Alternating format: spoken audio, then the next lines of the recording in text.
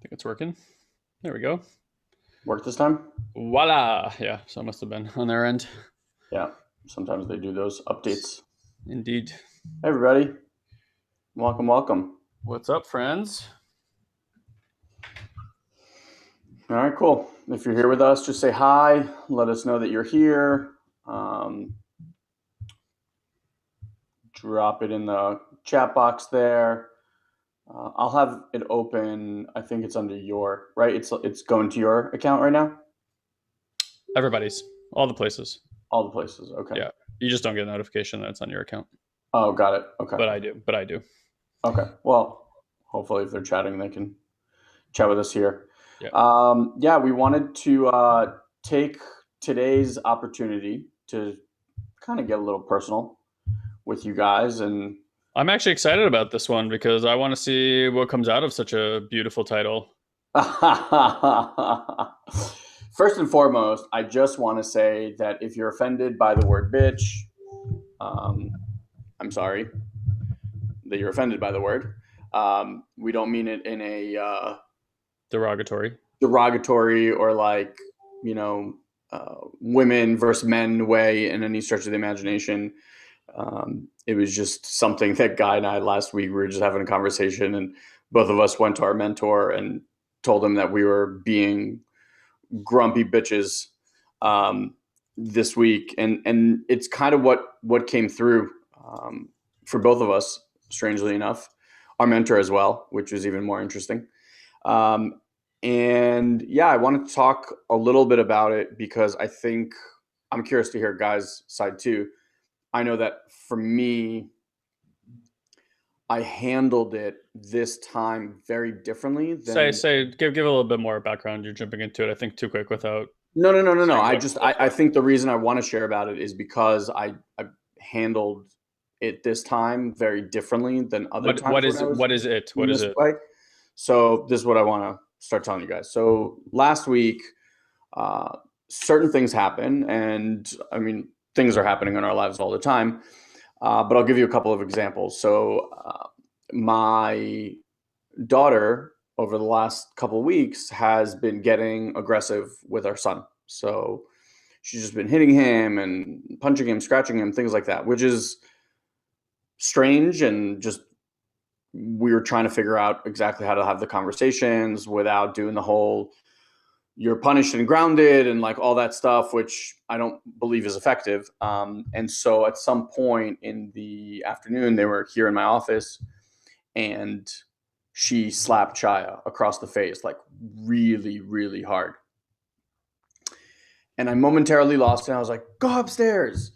And then she went upstairs. I kind of went back to Chaya, and he was okay. And he said he wasn't actually really hurt. And something that I'm actually proud of, like when I walked upstairs, even while being irritated and upset, I could still hold a space of love. So like hold love for her and make sure that that's really present while having the conversation with her that I knew I needed to have. Yeah. And it went really, really different. But besides the point, it really rattled me. Like it got me super, super upset. And then later on that same day, I took Shia to he had like a soccer completion pizza dinner for his team. And afterwards, they went to one of those like 16 handle places. It's the yogurt, like make your own froyo type situation. And I don't know why they do. I mean, I know why they do this, but it's like obscene. Like they only have one cup size, and it's like a bathtub. I mean, it's so big. Yeah. They don't do that in California because they think about waste. So we have small ones too. Oh, no, it's always big ones, and they give Sure. it to these little kids. And I know how Shy is. He's like, he actually doesn't eat a lot of sugar. He's good about that, but I can see him, and he's with other kids, and other kids are Right. loading up, and I'm like, Shy, just please. I didn't want to say like, Shy, you can't get this or you can't get that or right. Like I was like, just be mindful, like don't go crazy. So he's, all these kids are like putting their things to get weighed, and he shows up, and I'm not even exaggerating. It was like, this is the bucket, and like this is the ice cream with the toppings, and I'm like, oh my god. I know that he's had half of that and hasn't even eaten that. Yeah. So I'm like so wasteful. And meanwhile, as this is all happening, I realize that the mom of the coach is actually the one paying. So not like I'm not paying for the ice cream, like someone else is paying for the ice cream. He throws that thing up there. It's $11. And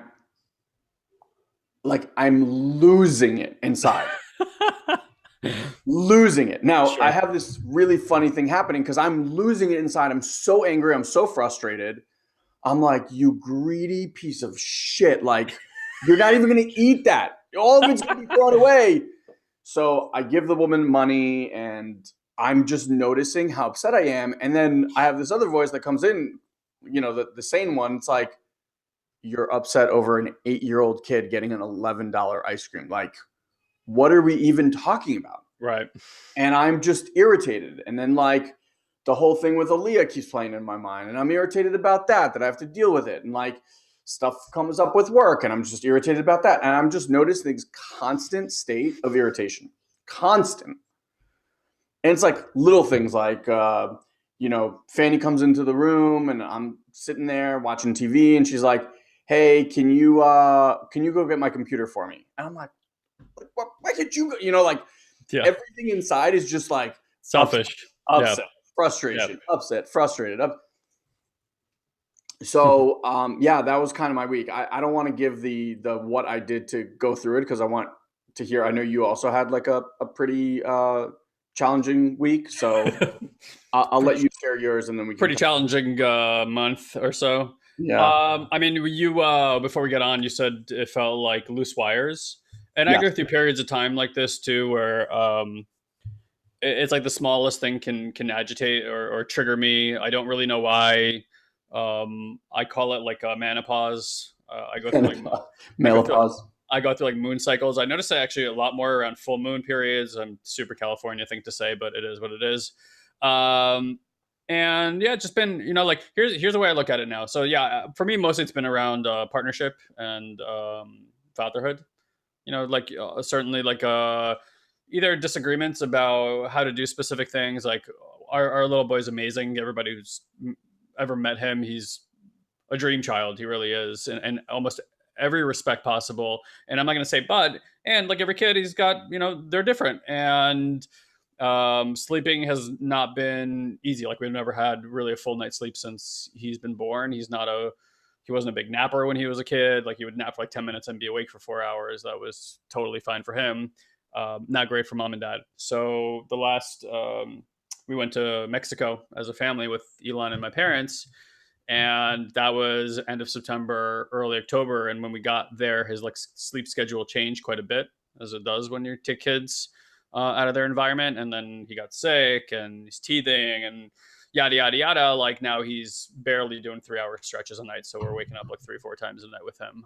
And for anybody who's been in that position, you know what that feels like. So Awesome. Feels yeah. awesome. So we're managing it the best we can, and on top of that, there's running a business responsibilities. There's just wanting to have a social life. There's going to the gym.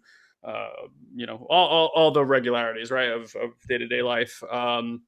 So I think that you can throw that all in the mix, and then I've gotten very accustomed to being in a partnership where everything is very smooth. Like Mandy and I are on the same page 9.9 out of 10 times. Like on everything we think about things very similarly.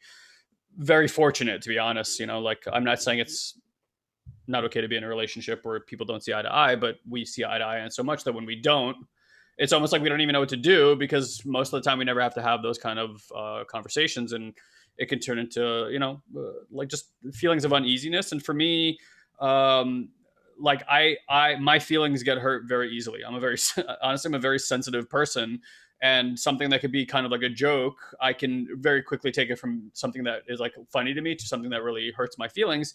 And that seems oftentimes beyond my control, right? Like I'm not sitting there going like, okay, now I'm going to take this joke and I'm going to make it hurt. It doesn't work that way. But when I get triggered, there's like a overwhelm in my system that I know like Shia deals with too, where it's like a system hijack, and I lose a lot of clarity. I'm not really there. I want to withdraw, and all this other kind of stuff happens. So it's just been a lot of like little interactions like that with my wife. And it's I'll tell you what's really behind it. is like, so for me, like I want to get mean, I want to get like aggressive, right? That's kind of how I've always operated to create more safety and space for myself, and that's never really worked out for me. So I don't enjoy being mean to people because I always am at the place where I regret it. I don't feel like justified with my anger. I actually feel guilt if I exude anger, and then I feel like I'm pushing the other person away, and it's Yeah. like the person I want to push away least in my life. It scares me to do that, right? So it's like I'm scared, I'm angry, and now I'm scared to be angry. Is basically what's going on, Yeah. and then like, so my wife is a fucking angel, and you know, before we even got into, by the way, she's right behind me, so she's hearing all this. Um, she's really an angel, and even when we went into a relationship, you know, like that was a big concern for me because it has created distance in the past from me, either from me from them or from them from me. And you know, one of the things she told me going in, she's like, I know that that's just comes with the package, and I'm good. And that was a thing that really settled down my system, because it's really like I'm here for unconditional love, you know. And you're again, I'm going to toot my own horn a little bit. She's like, you're an amazing man, and if that happens once in a while, like we'll deal with it, basically, right? So look, for me, for me, she's like, or once a week. For me, for me, like that's all part of learning to grow with it, right? Because I think a lot of it for me is like it hasn't been safe to express certain things ever, or it hasn't not felt safe for me. And I get that this is just things I need to work with, and it's not something I could have worked through outside of a relationship. Yeah. I almost have to have somebody who's willing to stand there and not like take the brunt of it or anything like that, but just basically be like, I can hold this. I love you regardless. And trust me, it's not easy for me to hear I love you anyway when I'm being a little shit, basically, right? Because I want to like, those are the times where we think to ourselves, I don't deserve this love. I don't deserve your attention. I Exactly. don't deserve connection. And that's what it really feels like. So for me, it's like I'm having to open up my system to saying like, even this is okay, right? To express yourself, like your daughter is doing with temper tantrums or hitting, right? Like that's a really difficult thing in the moral world that we live in. But look, she's testing the grounds of her self-expression. What feels good, what doesn't feel good, you know, how do you protect yourself and whatever she's going through. So that's kind of been the case for me, honestly, for many weeks now. I'd like to just say, hey, it's because I'm tired all the time, but I know that's not the case because there's a lot of evidence for that prior. It certainly is not helping. And I got to tell you at the same time, like I know that every time I near this edge, this uncomfortable edge for me, is where I usually get the most value Yeah. in terms of relaxing my system, bringing more safety in, feeling more confident, feeling more self-expressed. So like, do I always enjoy going through these periods of time? No, I really don't. Am I finding more peace, solace, and love for myself? I am. And I think that's always what's exciting for me. So that's kind of been the case for me recently. Yeah. This is kind of like the distinction that I really want to make. This is why I said this time has just been so different than other times. If you followed Guy and I for any amount of time, you know that we are incredibly well versed in neuroscience and what happens with your brain from a chemical perspective. And we have a million tools on how you can reframe things and create empowering contexts and, live a life of joy and happiness and all that stuff. And in the midst of all of this happening, my brain is hardwired to go through those processes. Like it's not something that I now have to call upon. So as all of this is happening, I have this, I don't know, call it like the transformed part of my brain that's constantly telling me like, this is all happening for a reason. And, this is a growth opportunity. And why do you need to be so worried about an $11 ice cream? He's 8. Like, it's an opportunity for a conversation. And I fully agree and understood all of it. And Yeah. the problem was that none of that made any difference in how I felt at that moment. There was like a storm raging inside, and then I'm explaining. It's like the explainer part is telling me why there's a storm happening inside, but that doesn't help the storm at all. Like it was just like, great. We're just I gonna, actually feel like it makes it worse. yeah, we're just gonna keep being really Yeah. pissed off. And this is kind of the transition. I think for us, from a world of just mindset into this world of more, what some people will call like somatic or more healing methodology, but through the body. And so as this was happening, on the day after, I was like so in my head and just all sorts of frustration and upset constantly, which is, by the way, a very bizarre experience for me these days. Like, I don't live in that state for, Hmm. I can live in that state for like short periods of time, and then it just kind of like clears, and we go back to alignment and clarity and joy and peace and all that stuff. And this time it wasn't going away. And it wasn't going away so much so that I had a scheduled call with my mentor that I was actually going to cancel, because I was just like, I just don't fucking feel well and blah, blah, blah. And as soon as I had that thought, I was like, oh no, like I'm in it. Cause I Deep. know that my strategy is avoid. Like I'm just going to, it really felt like I wanted to just bury myself under the blankets and just have a good cry and then just fuck Yeah. everyone in the world and be done with it. And so I got on this call with him, and he's like, "So how are you doing?" And I was like, "To be honest, I feel like a grumpy little bitch for this entire week. I'm just like frustrated and angry and upset and blah blah blah." And what Guy was kind of sharing about him and Mandy, I had a similar experience with our mentor, because just like I've been learning as a parent that what kids are wanting is to feel safe, to have their emotional experience. If as a parent you're resistant to a kid being angry or a kid being loud or a kid being sad or a kid being whatever, then you have resistance in your system. And when you go and interact with them, their system doesn't feel safe to have that full emotion, which actually triggers them to have it more and more and more.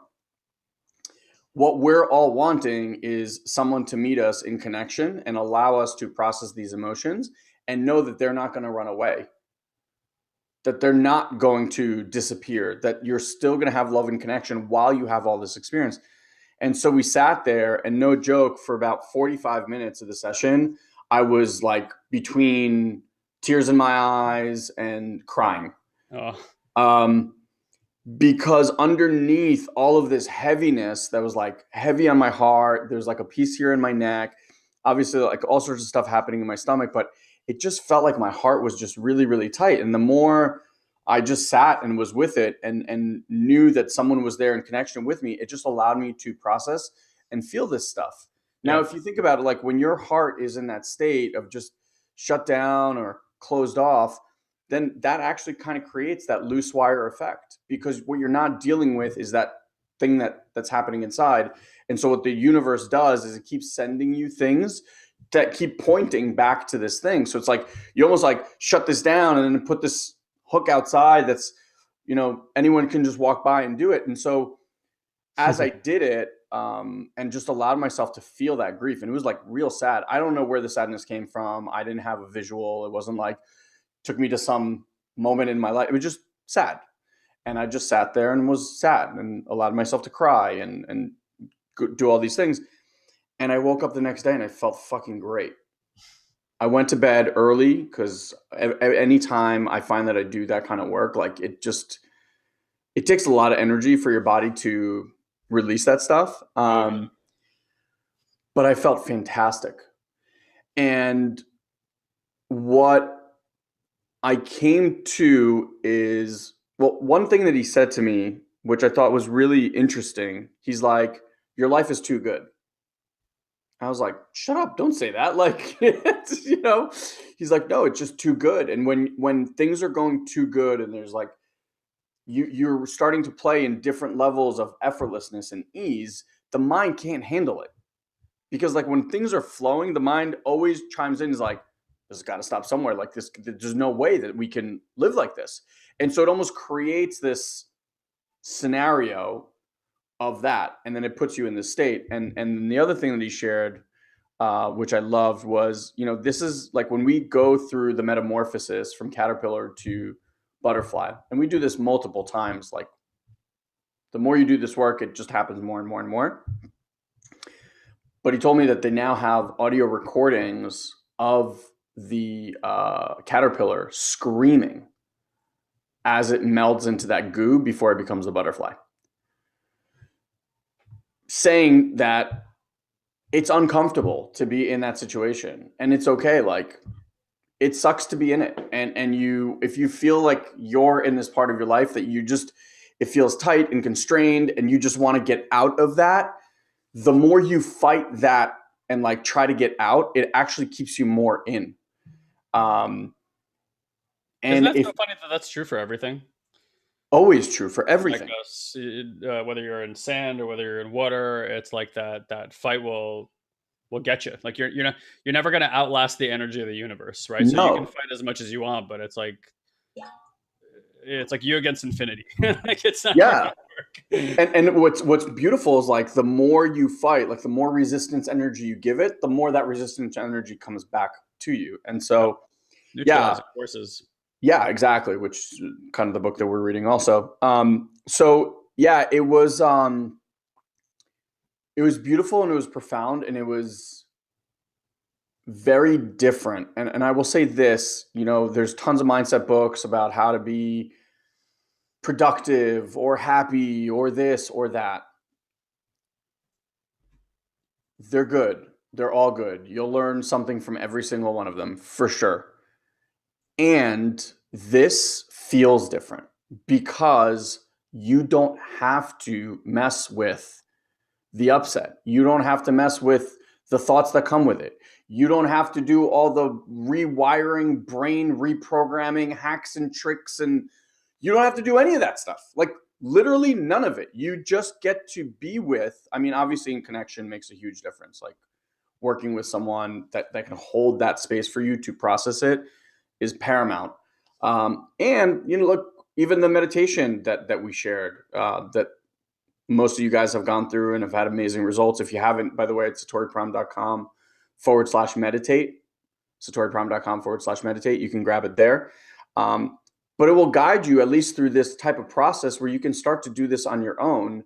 And as you create more safety in your system and allow yourself to process these, you can really, like you talk about biohacking, like imagine never having to deal with the thoughts or anything that happened. It's just like, oh, I'm upset. Let me go inside and figure out what is happening that is making me upset. But not from this place of like, I need to understand what's happening. Just, I got to sit there and be sad. That's it. And that's what happened. And it all went away in under an hour.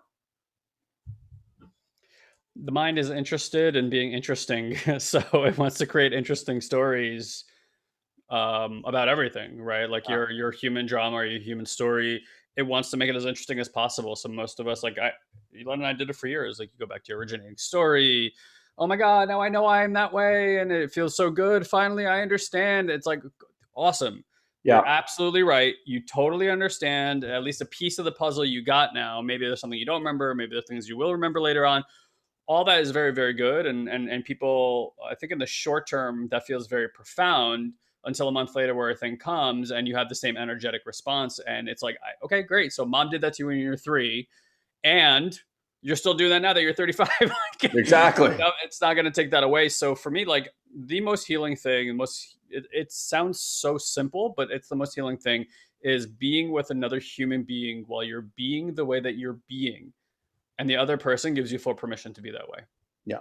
Like the full permission to feel what you're feeling, express what you need to express, and safe enough to do so in such a way that they don't remove the connection from you, the energetic connection, and they don't make it like it's their, like, okay, thanks for telling me that. Now let me tell you about me, where they like kind of take the reins and they make it about them.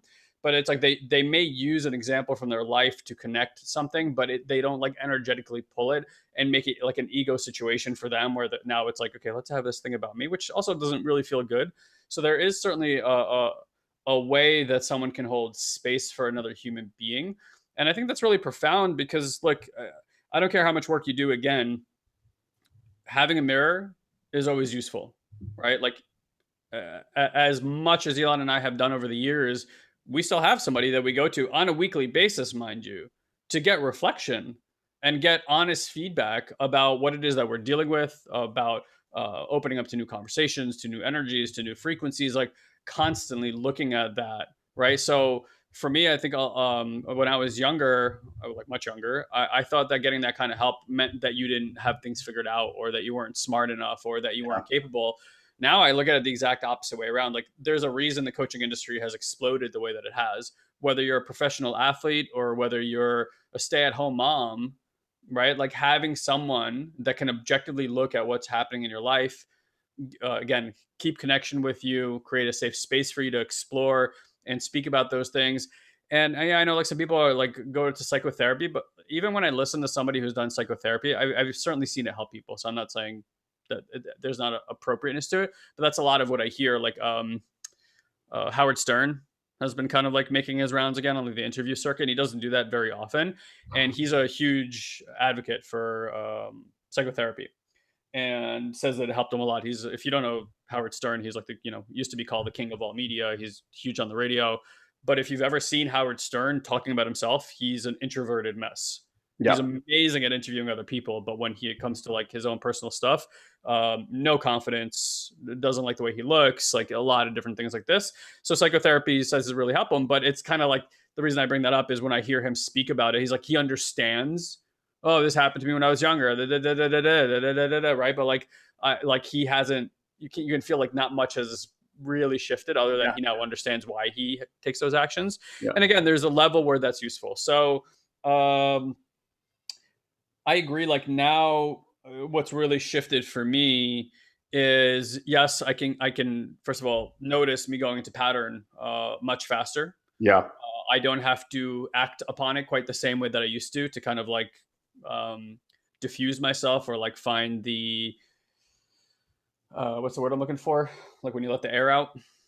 Release valve. Yeah, like a release valve, quite the same that I used to need it, or felt that I need it. And today, like I'm so much more willing to go into my emotions. Like the same mentor that Elon's talking about said, for I've been working with them for almost 3 years now on a weekly basis, and he said, every experience that I've had to date, he's watched me energetically be with the energy, but when the emotion comes, he always watches me turn away, like energetically turn away. Mm. Our last session, he said, the first time he actually saw me turn in, and so I've been having a lot more quote unquote emotional experiences than I've had in the past, like just sadness and different things, like moving through and actually feeling the expression of them. Yeah. And it's been profound, to be honest. So I today again, like I'm like I know that usually when I'm in that place, what has fallen out is basics, and the basics are like gratitude. Yeah. Because my fear, right, like for most of us, is like I'm gonna lose everything. It's so funny, like it can expand so quickly. I'm gonna lose everything, and when I always think about my worst case scenario, I'm like, I would live with all of that happily.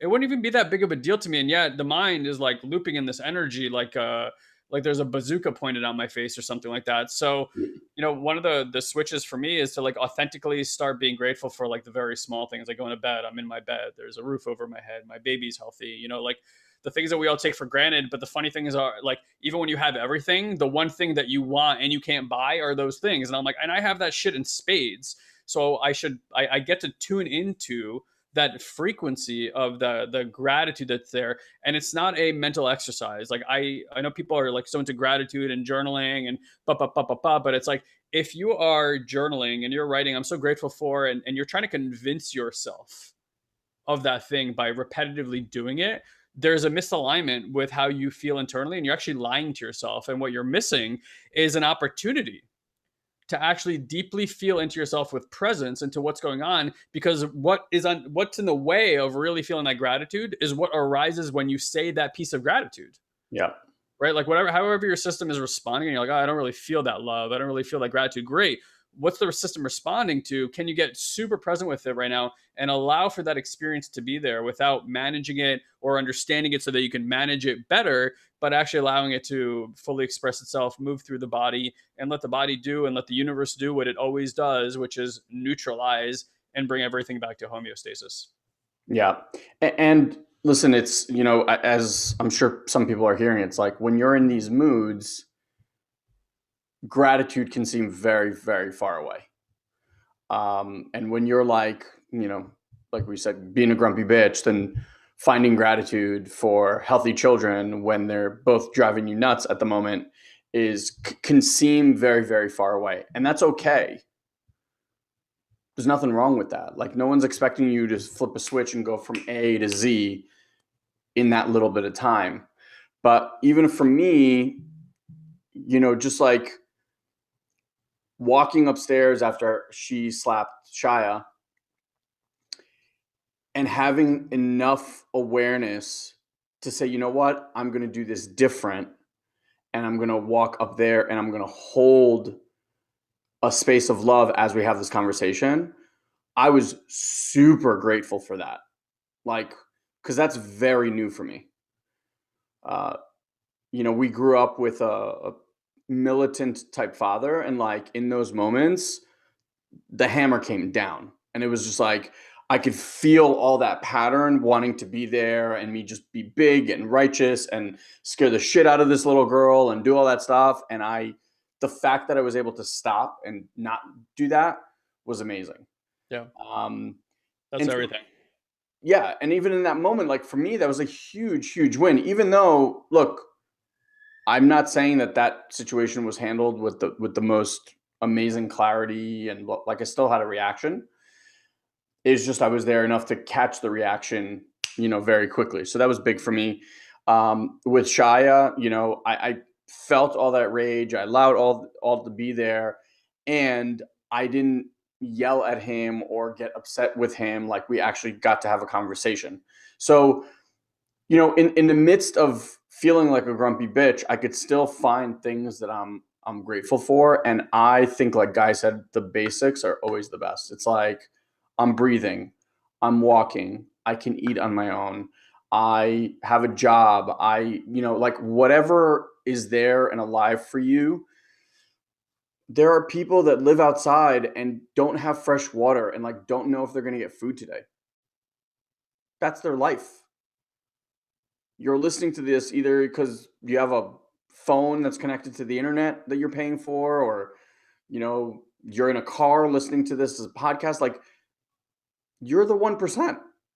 And we don't need to have guilt about that, because everything is Yeah. relative, right? Like, everybody's got their problems relative to where they are in the world. What I do want to tell you is I want to honor you for that, right? Like, every one of those responses that we allow for the energy to move in our body, but we don't act upon it outside in the world, for me is such a big win. Like, all the moments that I still think back to that my system is bound up around, like with pain or sadness, are those moments where my parents didn't hold, like, weren't attuned to what I really needed at that time. And they had their way, like every parent has their way, not bad, not wrong, not anything, just that's what they Hmm. knew. And they had like a way of dealing with it, like we all do. And honestly, those are the moments where I still cower in my system, because I see like my father standing above me, Mm. and I have that fear response and that sadness and that, like, not being connected, not being good enough, not being worthy, like all that stuff comes from those moments with my dad that were, repetitive over the years. So it's like, I know people think like your children need discipline, and in a way they do. They need to be held by something, by a container, right? Something that they can feel safe. But at the end of the day, they don't need discipline in the way that we probably needed discipline when we were kids. Not that we needed it that way either. What they need is, they need to know that it's okay to be human, that it's safe to be on this planet, that they are allowed to express themselves, and that there are consequences for doing so. But like, you still get to be you, and you don't have to manage yourself. For anybody who's listening here, like, ask yourself that question. How does it feel to be managing yourself?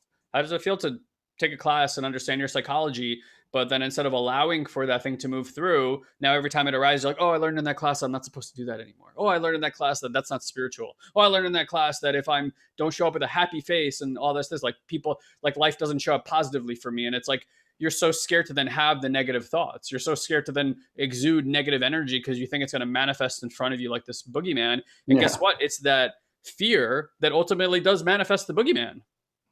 So it's like, this doesn't really work.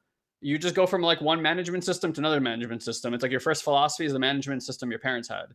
Then Yeah. you learn some spiritual shit, and it becomes your new management system. And now you're managing the management system that you got when you were a kid, and that doesn't feel good. It takes a lot of energy from you. So it's like, look, the quicker you can allow for an experience to move through, and permission yourself to feel it safely. And again, it's your responsibility. You know, you don't have to tell, like, the moment you go, this is happening to me, they're doing this to me, you're not going to look at that for yourself. You're Yeah. just not. If you can say, hey, this has happened hundreds of thousands of times before, thousands of times before. I know it's not this situation. I felt this energy before in my body. This time, let me sit here quietly. Let me tune into my system. Let me see what's going on. Let me inquire deep within. Let me relax and let this energy move through my system with compassion, with the same love that you would have for yourself, whether you're happy or achieving or anything else. And just know that if we don't get to a point where we get to choose both sides of the coin, so to speak, with the same admiration, respect, and gratitude, then we're always going to be on this front that there is one right way to be human and another wrong way to be human. And we're not only that going to adversely affect us, it's going to adversely affect the world, because it does. Yeah. It's interesting. You just reminded me, like, so Guy and I obviously grew up in the same household, same parents, same amount of love. Like, I don't think that um, you would say that they I would favored not one agree with over the that. other. They were Not at just, all. they were amazing parents. And both of us grew up with very, very different patterns and makeups. And something that I just remembered as you were talking is like, dad was with us in a very, very similar way. Mm-hmm. But our approach to finding safety when dad was being that way were two polar opposite approaches. Like, Yeah. I avoided. So, like, when that got hot, I ran away. I was like out. I couldn't be in the physical space, mental space. Like, I just left. Yep. When you were handled, like, that heat came, you fought back, and you fought back harder. I And stood so, my like, ground. Yeah. yeah. And so it's really interesting that, like, even to this day, we have these conversations, like, that's the way that you deal with conflict, Everything. confrontation, this and that. It's like, oh, and the way Yep. that I've always dealt with confrontation, and that's like, I'm out. Yep. It's Yeah, funny, right? One will keep you in situations too long. One will have you not deal with the situation at all, which keeps the situation around. So you're still doing absolutely. it's so funny. It's like it's all paradoxical. Everything leads back to the same location. I don't care how you deal with things, how you handle things. There's really no better way. Both those issues, both those strategies kept things going on, right? So it's like, Absolutely. look, you get to learn how to have compassion when you go away and bring yourself back. Yep. I learn how to unattach to things and still love myself without having guilt that I've given up on something or that there's no connection over there or whatever it is, because that's always caused me so much pain. But when I get to my max point where my strategy is like, I can't do this anymore, I don't have energy. I go the other extreme, and that scares the shit out of people because I'm like, you're out of my life and you're out for good. Like, don't ever Yeah. talk to me again. That let's like have no interaction because I'm so overwhelmed by the situation. I'm like, I don't have anything left to give. And for me, it's like when I don't have something left to give, I'm like, then I've run my road with you. Yeah.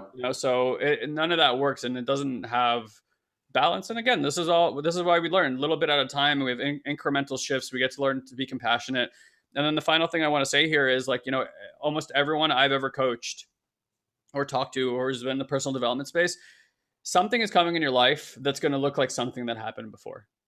I don't care how much work you've done previously, how spiritual you feel now, how long it's been since you've experienced that thing, which is oftentimes where you think, oh, that thing must be resolved. I haven't had that experience in like 5, 6, 7 years, whatever it might be. But it's only that there's certain things that, like everything in our pattern systems, show up at a certain level of stress and anxiety Yeah. and overwhelm, right? So there's certain stress and anxiety that we can deal with. It's a daily stresses, right? Like people cut you off all the time. You don't pull out a Traffic. Yeah. you don't pull out a gun and a machete every time that happens. Hopefully never. But like there could be a situation where somebody did that thing on the road and you're like, this motherfucker's got to die, and that's it. Like that you lose your mind. So it's like, even if something hasn't happened in a while, well, you probably haven't experienced that anxiety or stress in a while, and you haven't hit that level of overwhelm, but it's still in the system. Now, for me, it's like, look, I always say it's like a spiral, and I'll use this analogy a lot, but it's like we're transforming like a spiral. So when you come back around on the spiral, again, think about how the universe works. Some planets take hundreds of years to make a one loop around the sun. Some planets do it in a few months, right? Yeah. So, and this is that same analogy. So if it's one of these situations that takes many, many years, okay, so fine, it takes many, many years, you'll get there again. But when you get there, if your response is, I thought we handled this already. Why am I dealing with this again? Now you have all this anger and judgment and management that starts on the system instead of seeing that, okay, fine, maybe this stress looks the same, but you're not the same person who's dealing with Exactly. that stress. And I think that's really the bottom line to take from this lecture is, or podcast, or whatever you want to call these things anymore, is that it's like you have shifted and you want to look for what can I actually praise myself for, because so often we don't give ourselves praise at all. We're like, oh, I responded again. Bad.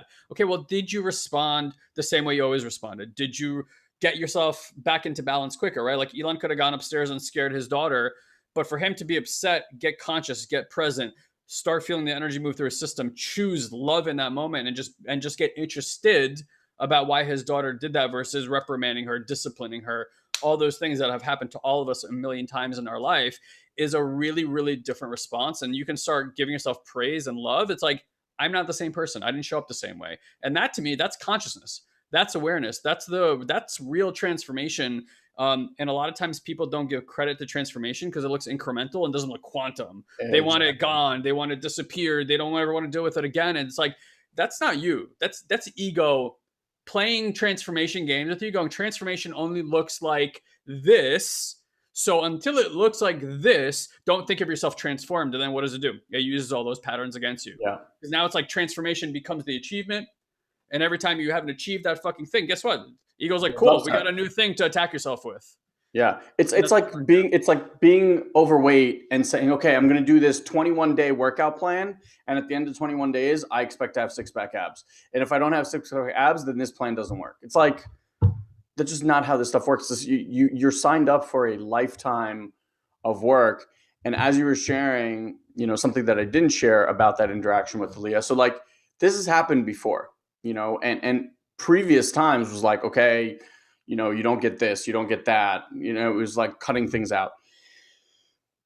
And it hasn't worked. Like, I mean, if you're a parent and you're using the discipline model, like, are you still dealing with the same stuff over and over and over and over and over again? So if like you're doing that, then clearly whatever strategy you're using isn't working. So at least be willing to explore new ones.